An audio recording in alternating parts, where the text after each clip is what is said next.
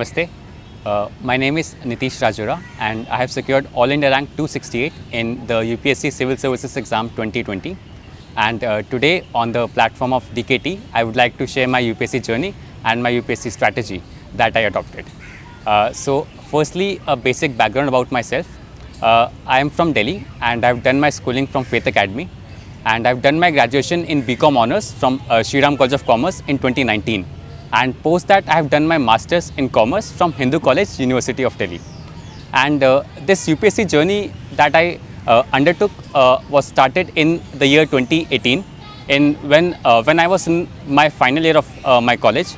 And from then onwards, the journey started. And 2018, in the month of June, I started the preparation. So firstly, I would like to divide this session into three parts. First is the prelims, mains and the interview. So firstly, I would like to talk about the prelim stage. So in the prelims stage, I refer to the most of the basic books that we already know. That is Lakshmikant for Polity, Shankar for Environment and the other books. Apart from that, I also was reading two newspapers, that is the Hindu and the Indian Express for current affairs. And I did not read any monthly magazine for current affairs. Rather, I was more focused on the newspaper aspect and the yearly magazines that came at the last of the year. And apart from these, I relied on the mock test for the prelims, because I believe that doing mocks gives you an edge in the prelims exam, because the most crucial aspect of the prelims is the uncertainty aspect. Welcome to Lukman IAS. Study General Studies with Lukman IAS for building comprehensive knowledge, thorough understanding and a good perspective, which are essential ingredients of UPSC for getting top rank in Civil Services Examination. GS paper 2 and 4 will be taken by S. Ansari and other papers will be covered by renowned faculties. So, Lukman IAS becomes the obvious choice. The renowned faculties are Lakshmikant for Geography, Ecology and Environment, Professor Mustafa Hussain for Art and Culture, Dr. Jia for History and Abhijit Jha for Society. It is the pre-cum-means batch with integrated guidance program, which consists of prelims, means and interview. The course features live classes are as effective as offline classes. The classes are highly interactive in nature. Your doubts and queries will be addressed and there will be dictation of notes. In the last 10 years, contact us today for more information. And when you do so many mock paper in the prelim stage, you try to tackle that uncertainty in the mock phases. So I believe that जो जितने मैंने mocks करे हैं उसके हिसाब से that was a key feature in my final prelims exam. If I talk about the number, then I did around 100 mock paper in the prelims. So that was one aspect, and owing to that, I easily crossed around 120 and 130 marks in my prelims. So after the prelims, the next stage is the mains phase, the written part. So I started answer writing before the prelims also. जैसे मैं रोज़ at least manage करता था कि रोज़ at least एक answer लिख सकूँ mains के लिए regarding the subject that I prefer the most. For example, I try to do the polity part of the GS2 syllabus, because polity was one of my favorite subjects, as my optional was PSIR. So I focused on that part and I did daily answer writing for that before the prelims. And after the prelims phase, I started answer writing based on the mock papers. I did not join any mock mains answer writing program. However, I used to do the previous year paper of UPSC, because I believe that the exact knowledge of how UPSC gives a question can only be gauged if you look at the previous year papers. So be it the GS paper or the essay paper or the optional papers. So I did previous year papers from the year 2014 till 2019, all the mains paper. And doing that was one of the most important part of my mains preparation. And apart from that, I also had some magazines that I referred during my mains phase.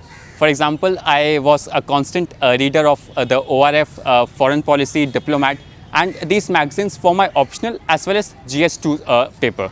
So this was my mains strategy. And we have ethics, essay paper, and GS 1, 2, 3 and optional. These are the 7 main paper in the mains examination. And if I talk about in detail one by one, then firstly the essay part.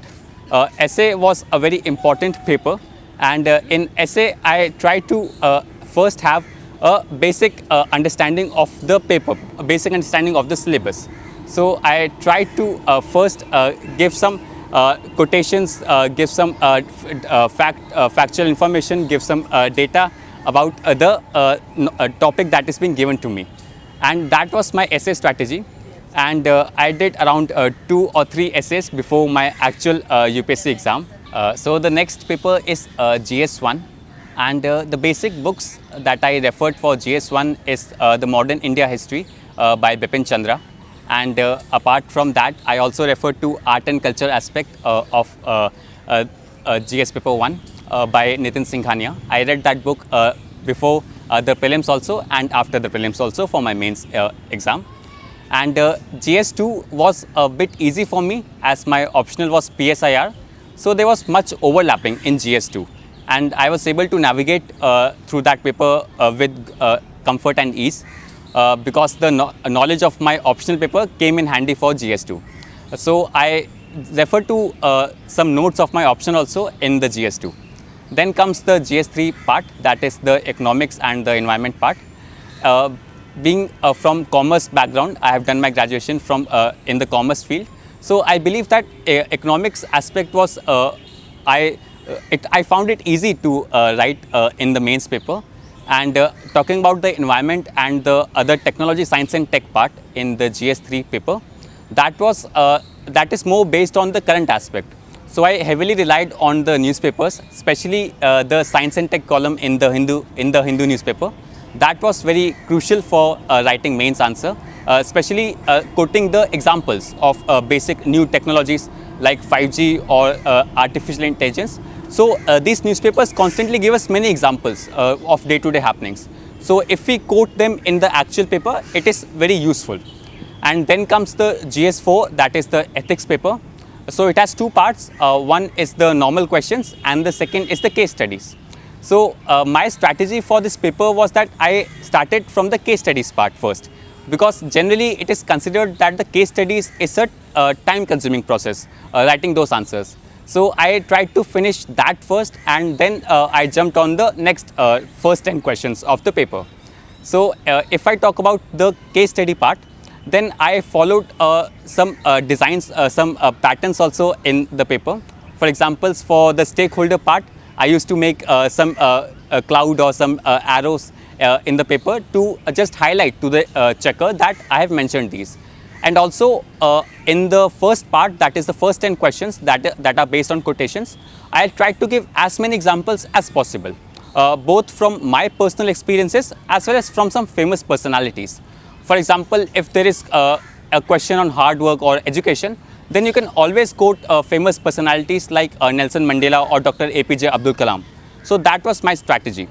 And if I talk about the overall GS strategy as a whole, then I would say that my first target was that I would finish all the papers. So by God's grace, I was able to complete all the papers in my mains exam. And I also made sure that I'm writing all the sheets in the examination. So if in the 10 marker question, if 2 sheets are given in the mains, then I tried to finish both of the sheets. And I was able to complete that because I practiced a lot before the mains by giving many mock interviews for the mains. So that is one strategy. And second is that especially in GS2 and GS3, whenever you start a question, try to start that question with a quotation or with some famous statement of a famous personality or some data set. This I made sure that I always followed this approach in GS2 and GS3. For example, in this year's GS2 paper, there was a question related to the quadrilateral mechanism between the India, US, Japan and Australia. So I always made sure that I started that question with a quotation of some leaders of this grouping, so that it gives some weightage. Another example could be there was a question relating to the United Nations. So I always quoted a statement by the former UN Secretary General that United Nations is made to not bring heaven on the earth, but to prevent it from making it from the hell. So I tried to implement these statements in my opening statements. Also, this was the opening statement. Then we come to the main body of the question. In the main body, I tried to put some bullet points also, but it was not necessary. I did not follow one pattern. In some questions, if there was a need for mentioning point-wise questions, I did that. In other questions, if there was a need to write in paragraphs, I also did that. And now talking about the conclusion aspect, I also made sure that the conclusion is brief, short and crispy, and it gives the full essence of my answer. So in the conclusion also, I try to make sure that I bring in some famous personality or some data set. So this was my strategy to write an answer in the GS papers. Now if I talk about my optional, so my optional was political science and international relations. Though my background, I've done BCom from SRCC and MCom from Hindu College, but I did not choose commerce as my optional. So jumping from commerce to political science was a completely new field for me. So that was also a thrilling experience. That was because my interest was in international relations and political science. So I did that option. And if we talk about the optional strategy, then I followed the basic books that are recommended, that are standard books for the PSIR optional. That is the notes of Shubhra Ranjan ma'am, and also some selected readings from O.P. Gauba book. And this was my main source for the optional. Apart from that, as I have mentioned earlier, I tried to be very thorough with all the current happenings in the world affairs and with the Indian foreign policy or the Indian government aspect. For this, I always refer to magazines like Foreign Policy, Diplomat and ORF. Also, I would like to mention that YouTube plays a very crucial role in our preparation journey, especially the mains and the prelims phase. Because in the YouTube, we have many channels that could be beneficial for our answer writing. For example, I always refer to the Print's Cut the Clutter by Shekhar Gupta. That played a very crucial aspect, that played a very crucial part in mentioning some very key points that are not generally mentioned anywhere. For example, the points that I understood from the Print or some other YouTube channels that were generally not mentioned in a newspaper or in some standard books. So that freshness in your answer is appreciated by the examiner also, the checker also. So I believe that was one crucial aspect. Now, if I talk about the whole mains phase, then after prelims we get around 2.5 to 3 months, and we have to divide that time very strategically. For example, we have to allocate adequate time for the optional, the GS as well as the ethics and the essay paper. So I generally divided into these 3 blocks. The division could be different for you, but based on my understanding, I divided into 3 blocks. First is the GS 1 to 3, second is the essay and the ethics paper, and the third is the optional paper. So I tried to allocate time accordingly. For example, I did optional for around 1.5 months after the prelims phase, and in the rest of the time I focused more on the GS and the essay and ethics part. So that was the phase from prelims to the mains examination, and that is largely my mains strategy. Now coming to the next phase of the exam, that is the personality test or the interview that we give. So in the personality test phase also, I relied heavily on the mocks. So generally people give 3, 4, 5 mocks, but this was my first interview and I tried to give as many mocks as possible. So I crossed more than 15 to 20 mocks offline and online combined. Also, one of the reasons was that the interview was delayed also because of the COVID second lockdown. So our interview was scheduled in the month of August. So it gave me extra time to cover more aspects of my interview and also to give more mock interviews. And specifically talking about some crucial aspects of the interview is the first is the hobby part, the hobby that we mentioned in a DAF form. So in that, my hobby was reading books on Indian mythology. So the time that I got after the mains result and before my personality test, I used that time very strategically in reading many books on Indian mythology. Though mythology was my natural hobby, but I developed more passion for that in that phase, and I read many new books also that I would have otherwise missed. So that is one important part. Second is in the interview phase, you get a lot of public interaction opportunity. You interact with new people, you give mock interviews, you get time to interact with the retired bureaucrats, retired civil servants. So that phase is also very thrilling. It gives you joy also, as well as it's a very great learning experience for me, personally for me, because this was the first time that I got chance to interact with so many people, including retired civil servants. So the incoming and the outgoing of the knowledge that this phase gives you is very immense. So that was one phase that I enjoyed the most, as well as I learned the most. So that was the interview phase. And coming after that, if I talk about the whole general strategy that I followed, so I started this preparation while in my final year of my college. I was in my third year in 2018-19 of my BCom honors, and from that time onwards I started this journey. And I did not give any one particular exclusive dedicated time for UPSC, because after my graduation in 2019 I enrolled in Masters in Commerce, and which completed in 2021. So I was constantly having some other studies, academic commitments also, as well as I was giving my UPSC also. So I cleared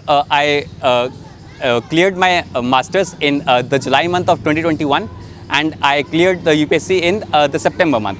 So that is one strategy that I followed, is that starting the preparation as early as possible, because I started it when I was 20 years old, and now I am 22, and having cleared this exam, it gives an edge over the other candidates if you start early.